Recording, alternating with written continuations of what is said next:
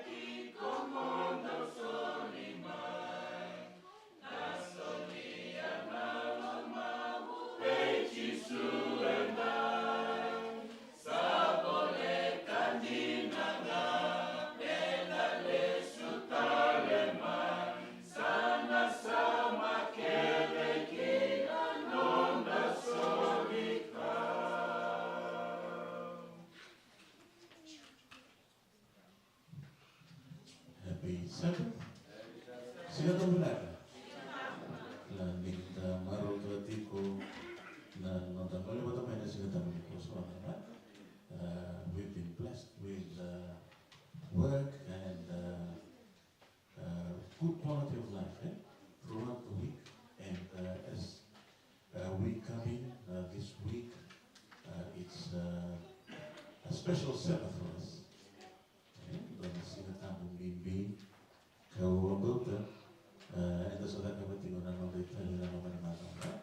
We've been reconciling with our families and our friends, our cell groups, and people that we may have crossed paths with. And I'm hoping that all went well, and through the power of the Holy Spirit, it has strengthened us to move forward again to another new quarter, which is the last quarter of this year. Na oti ni bulotolo na ndone mbaki. We can reflect on our journey from the first month of this year. We are on the 10th month now, and some of our members have passed on, and some of our members are sick today, but we hope that the Lord will be their tower of strength. And we mugetigo nalo tamu nikalo, and nondan duimbula veira rasini ramai nonda batatiku na viva kalonga tagini turanga na singa sa nikua. Tuongo rona yava ngandara mau kenda bagaro tomanda nito ni levu tua tusa pona tu na kame Brisbane Fijian no ndikita me tomai singa tambo batani kuai kali wana benaka andoka na rokova ndina ni no tentumba na bomboto nito ni levu loto ba eklesia Ia, ni soli koe mai ngole mai na sing ni ku men da mai waka dau taka bata nanda kalu. Ki me misa waka ni bina katsinga na pakalipu.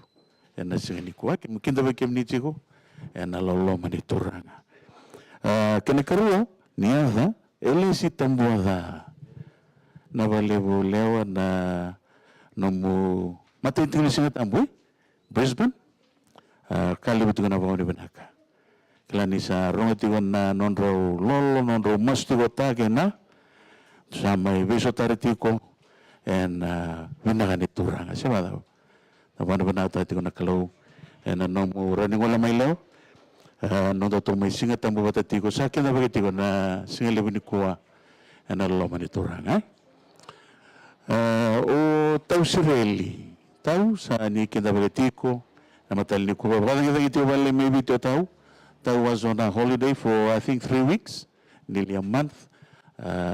We are so glad that God has brought him safely back and into church. Klani maro tahu tiga tahun non lagi badan kita ngi biti. Sa pon benar tahu tiga tahun sa alam menomani bola. Sa beban dari tiga tiko na ada muni kita sa pon benar sa tiga na balip. Kendo talim baka, usini kendo baka. Kendo baka tiga na band. Yeah, the 4 bands in our church, the Bethania band, the the Woodridge band, Ortona Gudna band, Keretona band ni Tausiromi, sa kinta bagiti when matal ni kuwa nangone. For the kids, we welcome you warmly. I could see a couple of youths here. Thank you very much for choosing to come and serve with us. In this Sabbath. Sani kinda waka tuto basar chuan na nduri lotu kemini nangone. And a single living ku. I'd like to also welcome Pastor. Pastor, we are always so glad to see you coming now and again to our church, as I mentioned during our prayer at the back. And we are so thankful that you keep on supporting us. And coming in today, we continue to pray that God will bless you and your ministry and your family, and also bless the message that He has placed in your heart to share with us today. Eh? And share with my weekend na nonda na bosu ni weekend baki na matal ni kuwa au kere me na tu daga batakedi manda na langa na mata ini nonda serre mata ni serre ndona ro lim so luga tolu au reki tungo.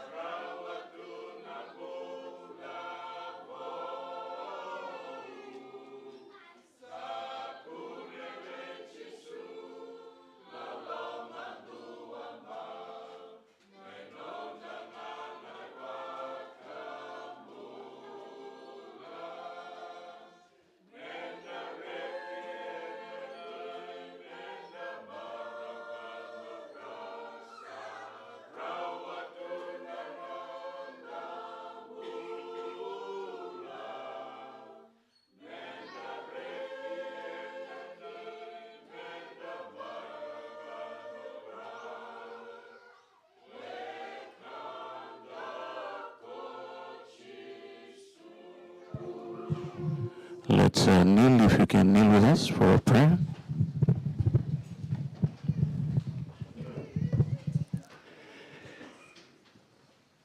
Lomalangin may tigo-tigo tambo chuva nilivugan na kalueloloma. May tigo sumbo na wano mandi na waroro ko na lumemni. May wakila tigo turang.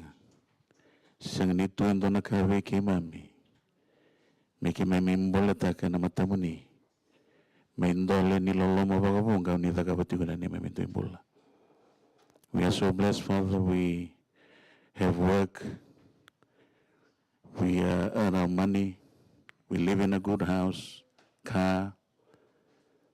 And we're so blessed with the quality of life that you've been blessing us with. This is something that we cannot repay. And we come before you, Lord, with a heavy heart to come and renew our spirits again through the power of your word and obedience in this sacred Sabbath. Thank you, Lord, for our pastor's life. Thank you for his family and his ministry. Thank you for continuing to bless him as he grows with you. And we are so thankful about the message that you placed in his heart, that he will share boldly with us through the power of your Holy Spirit. And prepare the first soil of our hearts, the good soil. And naluto sa kanang namunibo sa kaluto kinakyanang galendi na nakalo. Ni wanita kitaltala na ruko ni namunikaw wala tayo kaya maninga mo niluray. Nawaliwan na namin doon bula nung doon na vidala-dala. Kaya may ikaw tamay na singaliwan ko, ano ikila na kalo. Kaya sa may buta tiyo na ruko ni namunikaw wala tayo. Sa ikaw na sa na verin doon doon, ni awa wano ng bulita matatamuyan. Kaya kaya may sa nakaw tabata kaya kimami. Singaliwan ko na namuniwa vengo. Nasa waliw. Na singatamo binangongo. We're not forgetting the members who are sick, who cannot make it. The members who are online, listening online. May your spirit move mightily amongst us. And we ask you, Lord, to be the tower of strength for those who are sick, for those who are weary, for our youths who are at a crossroad to make decisions for you. We ask you, Lord, to continue to bless them and touch their heart in a special way this Sabbath. Nawalim sa raturang sarungan ni may maso. Kaya may bala suyo ito nga bikimini na bikaya na muni. Langin-langin, dokay, narokovi. Ni wasa ba na katagisakat sa kuna kalaw levu. Chiso na ibang bula.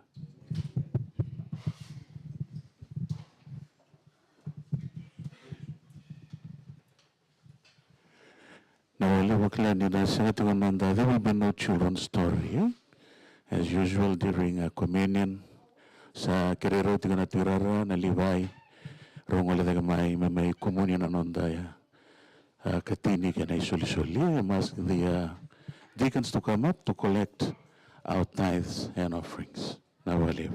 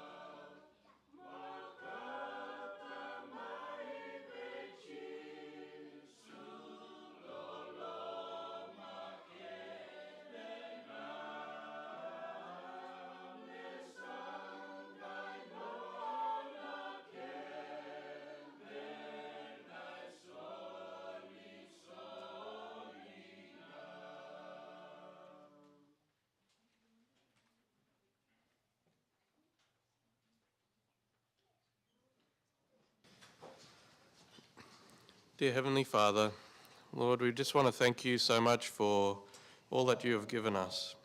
Thank you, Father, for your provision for us and for your love for us. Lord, please may this offering, this little bit that you have given us that we're giving back, be able to be used for your purposes. Please guide it where it needs to go, Lord, to those that need it most. Thank you, Lord, in Jesus' holy and precious name. Amen.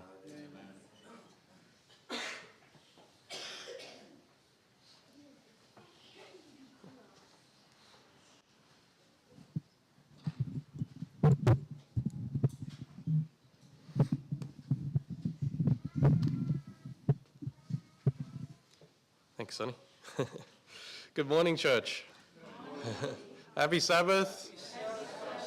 Yes, oh, thank you very much. It's good to be back. It's been a while with big camp and everything on. I was a bit sore after big camp. It's the first time for me actually going and doing the full setup and everything. It was really nice actually having some physical activity that was really intensive for a good few weeks. So I really enjoyed that. But yeah, I was a bit tired after. The worst thing for me was that when I came home after the last day that we'd done and packed up and everything, I came home and I ran up to Rachel to give her a big hug, and I picked her up, and then I think I tore something in my back. But it's all, like, today I am feeling very good, so it's healed and it's good. But yeah, it was just kind of funny that I'd gone all that time and I hadn't really hurt myself, and then I got back and hugging my wife was the thing that did it. But yeah, it's very much a blessing to be back here, and I'm really glad to be here and being able to see all of your wonderful faces, being able to talk with you this morning and in the lesson. I really enjoyed it. So today we have come together for fellowship, to worship our Creator and to learn more about His Word. But we're also going to share with you today a communion message because, we're going to do communion today together. But first, I'll just have a short prayer together. Dear Heavenly Father, thank you so much for bringing us here today safely, and I pray, Lord, that you'll please give us your Holy Spirit today to help us understand your words, dear Lord, and please let the people hear your words today and not mine. Please open our eyes today that we may understand and see why you want us to eat with you. Thank you, Father. In Jesus' holy and precious name, amen. Okay. Yeah, so my sermon title today is Jesus and the Greatest Feast Ever. And it's a very special day because we're going to be having the communion service. And I think it's really important to remember the reason why we're having the communion service and why we practice it. So we're going to be using your Bibles a lot today, so I hope you brought them. We're going to go to Exodus. We're going to do a bit of reading. So Exodus chapter 12, or chapter 12.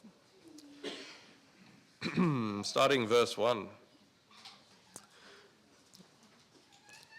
So I've put only a couple of verses up there, which are sort of the main highlighting points, but I want to read the whole passage for you.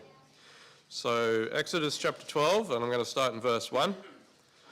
Now the Lord spake to Moses and Aaron in the land of Egypt, saying, This month shall be your beginning of months. It shall be the first month of the year to you. Speak to all the congregation of Israel, saying, On the 10th of this month every man shall take himself a lamb, according to the house of his father, a lamb for a household. And if the household is too small for the lamb, let him and his neighbour next to his house take it according to the number of the persons. According to each man's need, you shall make your count for the lamb. Your lamb shall be without blemish, a male of the first year. You may take it from the sheep or from the goats. Now, you shall keep it until the 14th day of the same month, when the whole assembly of the congregation of Israel shall kill it at twilight. And they shall take some of the blood and put it on the 2 doorposts and on the lintel of the houses where they eat it. They shall then they shall eat the flesh on that night, roasted in fire, with unleavened bread and with bitter herbs. They shall eat it. So, I want you to really think about this because I think it's very important. This was the practice that the Israelites did every single year. On the 10th day of the first month of their year, they were to take that perfect little lamb into their house. And then 3 whole days later, they would, for that whole full 3 days, they had to live with it in their house, with the little lamb. It would be like a pet, you know. The kids would play with it. It would be following you around everywhere.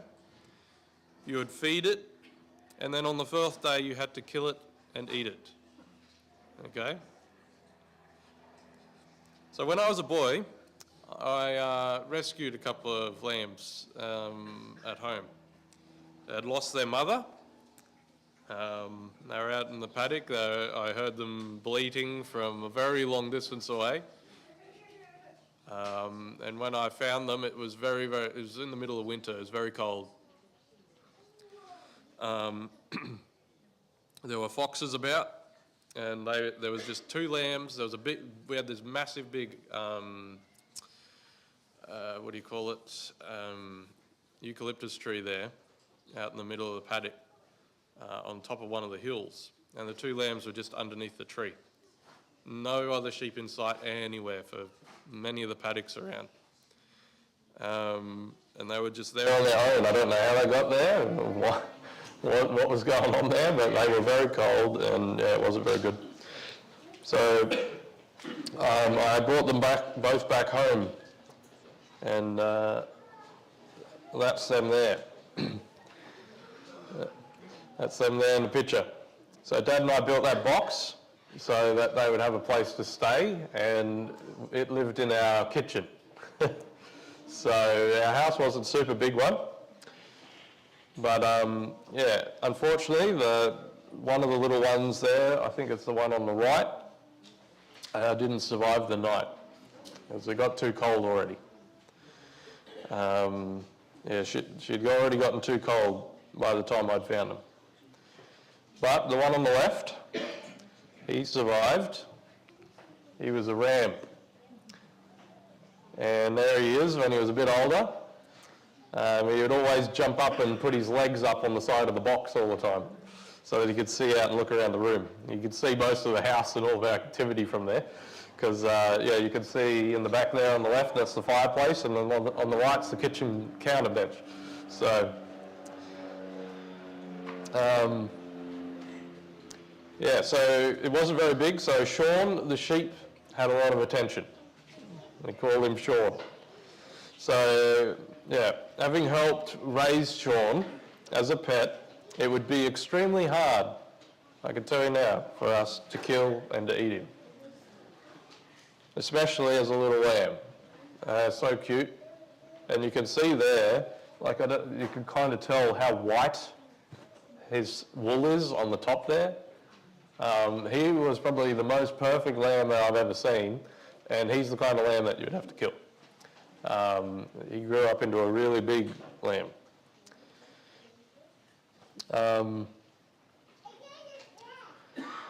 So can you just imagine how hard it would be for those Israelites who had to take part in this practice? But of course, this lamb is to represent Jesus. Jesus' sacrifice is what saves them. Killing the lamb doesn't save the Israelites. The lamb is just an example. But if they don't trust Jesus and do what he asked, they will be lost. They needed to do as God had commanded them to show that they trusted in him for their salvation. Now Sean grew up to be a big ram, and he lived out his days on our farm until he passed, and we buried him. But I understand a little, just a little bit of what it must have felt for the Israelites to practice the sacrifice of the Passover lamb.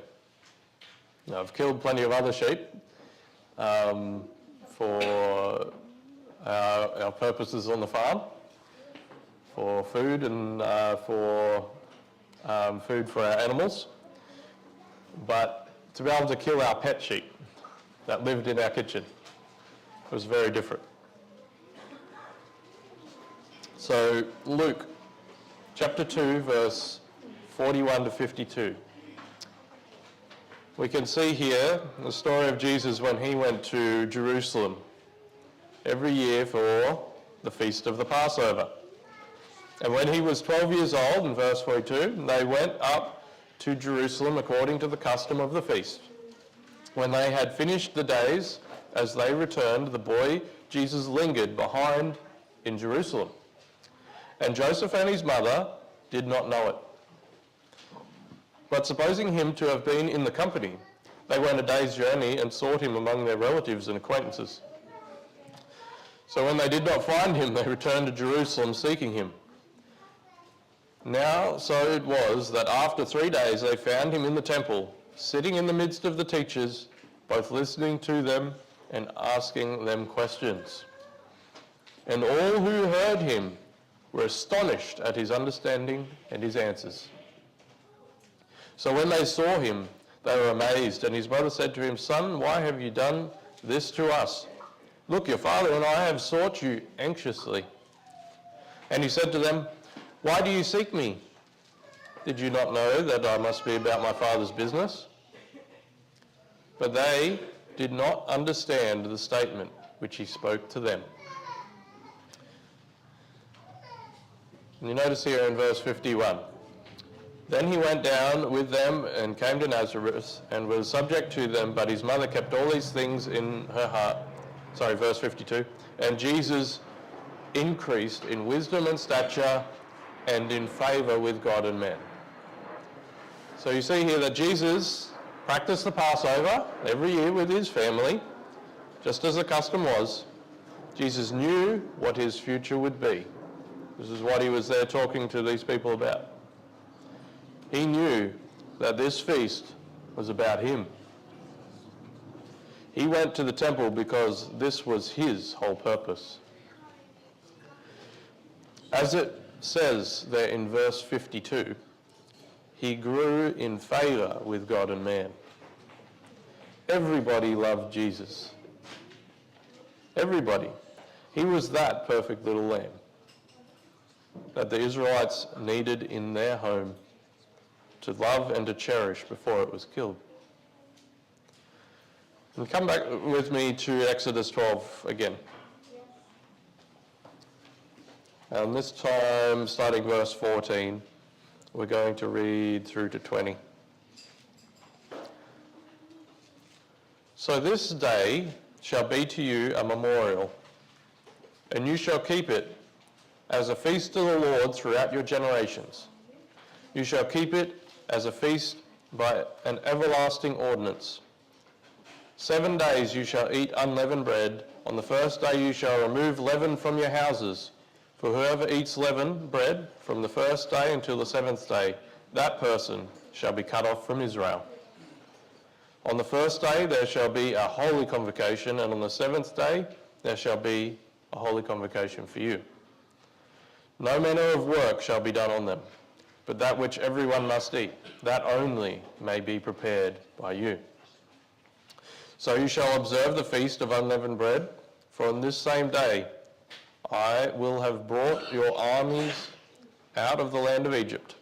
Therefore, you shall observe this day throughout your generations as an everlasting ordinance. In the first month, on the 14th day of the month at evening, you shall eat unleavened bread until the 21st day of the month at evening.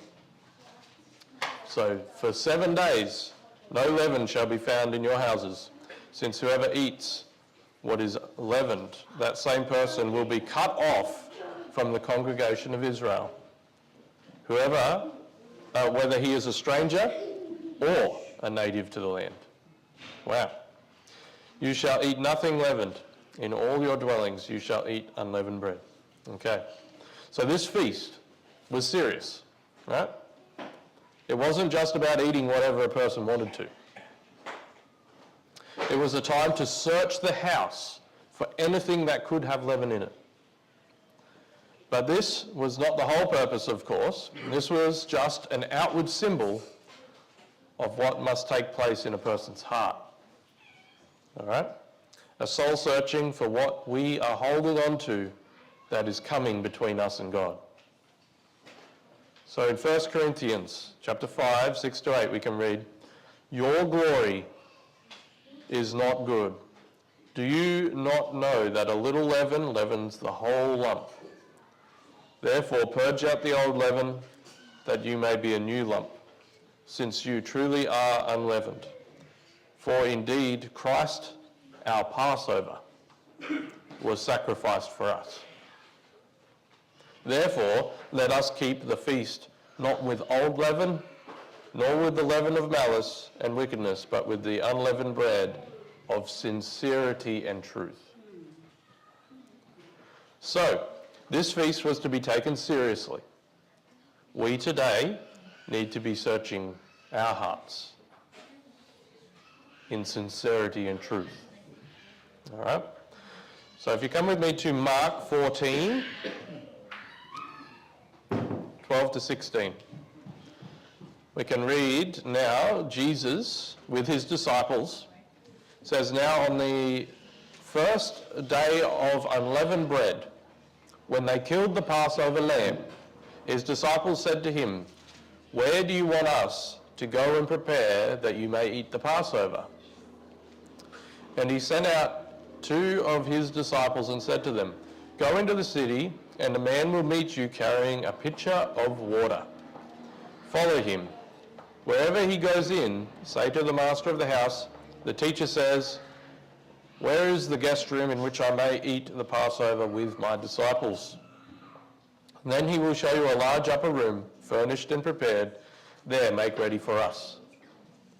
So his disciples went out and came into the city and found it just as he had said to them, and they prepared the Passover."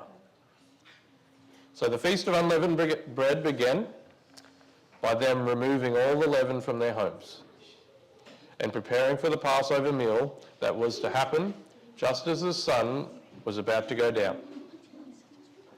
During this preparation time, the temple would be flowing with the blood of thousands of lambs and goats that were killed for the Passover. Jesus again shows his divine nature by telling the disciples what will happen before they enter the city. And if you could please come with me to John 13, 1 to 17. This is where Jesus washes the disciples' feet. "Now before the feast of the Passover, when Jesus knew that his hour had come, that he should depart from this world to the Father, having loved his own who were in the world, he loved them to the end. And supper being ended, the devil having already put into the heart of Judas Iscariot, Simon's son, to betray him. Jesus, knowing that the Father had given all things into his hands, and that he was come from God and was going to God, rose from supper and laid aside his garments, took a towel and girded himself. After that, he poured water into a basin and began to wash the disciples' feet and to wipe them with the towel which he was girded. Then he came to Simon Peter. And Peter said to him, "Lord, are you washing my feet?" Jesus answered and said to him, "What I am doing you do not understand now, but you will know after this." Peter said to him, "You shall never wash my feet." Jesus answered him, "If I do not wash your feet, you have no part with me." So you see that Peter had kind of missed the point. A sinner needs to be washed by God.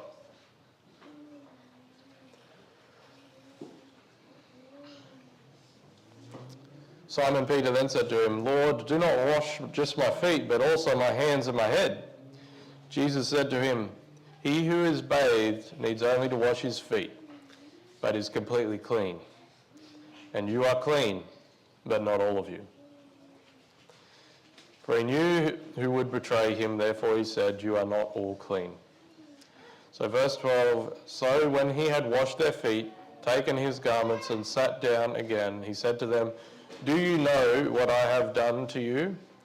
You call me teacher and Lord, and you say well, for so I am.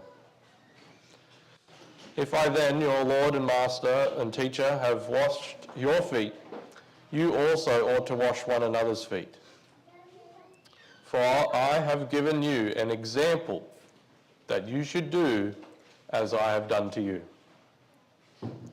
Most assuredly I say to you, a servant is not greater than his master, nor is he who is sent greater than he who sent him. If you know these things, blessed are you if you do them." So, it is our job to search our hearts for what is keeping us from God. But who does the washing? That's right, Jesus. He is the healer. He is the one who can even wash the leopard spots away. So, we wash each other's feet in remembrance of what Jesus has done for us. In John chapter 6, verse 48 to 51, it says, "I am the bread of life. Your fathers ate the manna in the wilderness and are dead. This is the bread which comes down from heaven, that one may eat of it and not die. I am the living bread which came down from heaven. If anyone eats of this bread, he will live forever. And the bread that I shall give is my flesh, which I shall give to the life of the world."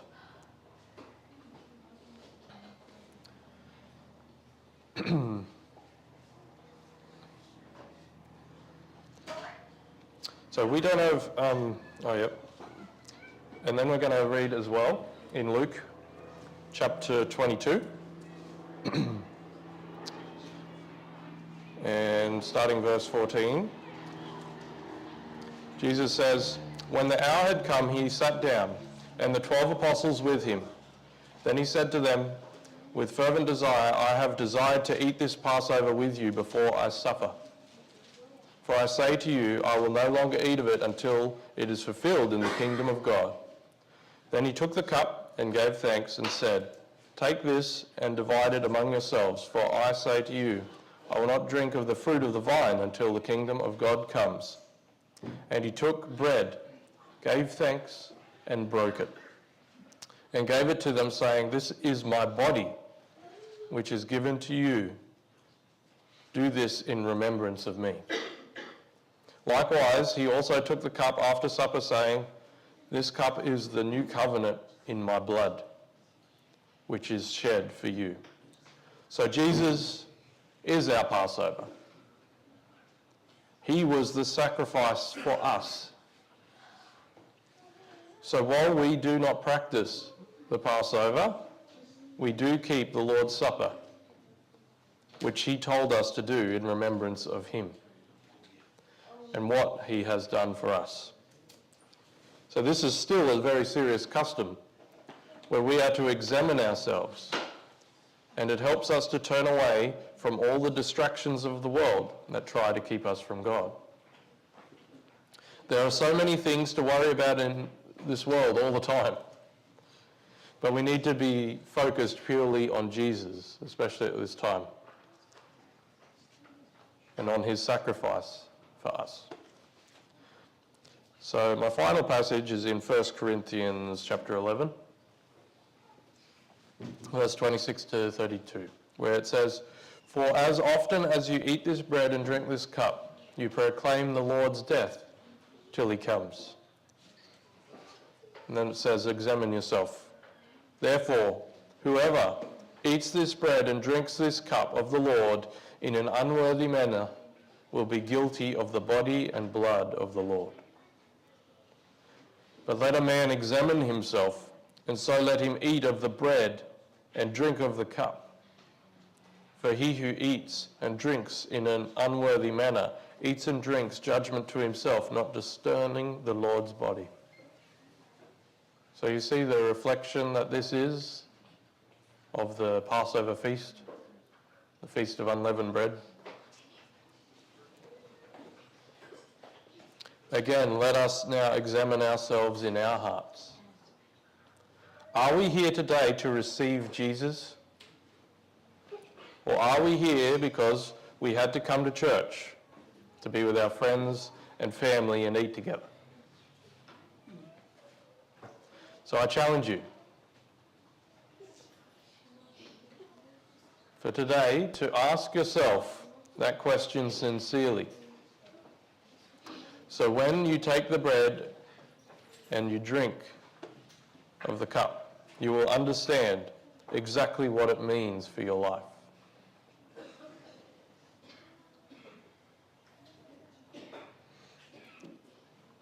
And just to sort of finish, here's a random question.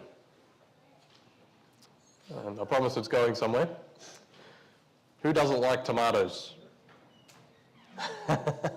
Yeah, we've got a few tomato haters. So I really love tomatoes, especially homegrown ones. They have so much flavour compared to the shop-bought ones, you know. And we used to grow really big ones at home, and you could cut them the size, like a slice that would fit on a whole piece of bread. It was really nice. But I didn't always love tomatoes. When I was younger, I absolutely hated them. I would refuse to eat them. They were watery, mushy, and had no taste. Yuck.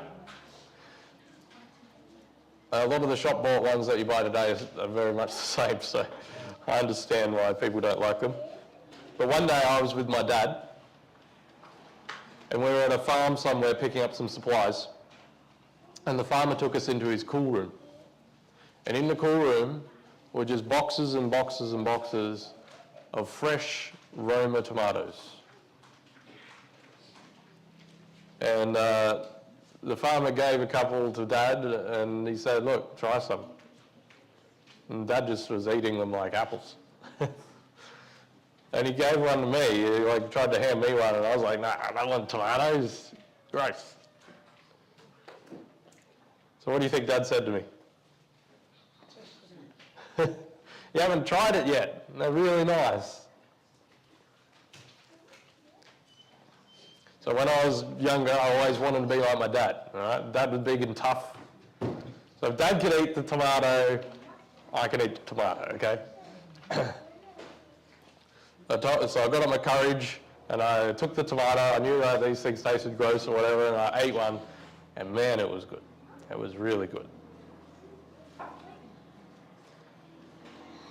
And if at that moment the tomato was bad, then I probably would never have touched a tomato again, I'll tell you. But it was nice, it was sweet, barely any water in it, just the flesh, and I loved it. So my point is that we need to try Jesus today. Following Jesus may seem really difficult, lots of rules or customs, etc. The Christian life may seem restrictive. We may not have the time to spare. But trust me, trust your Father when he says that it tastes good. when you actually try it for real with a proper bite, it will change your life for the better. This is what your soul is hungry for. You need Jesus' life-giving nourishment. And that's what this whole thing represents today. So, let's go wash each other's feet as Jesus did for us. So I think we have the men and the couples are out the side here, and the women are going to be washing feet out this side. That's right.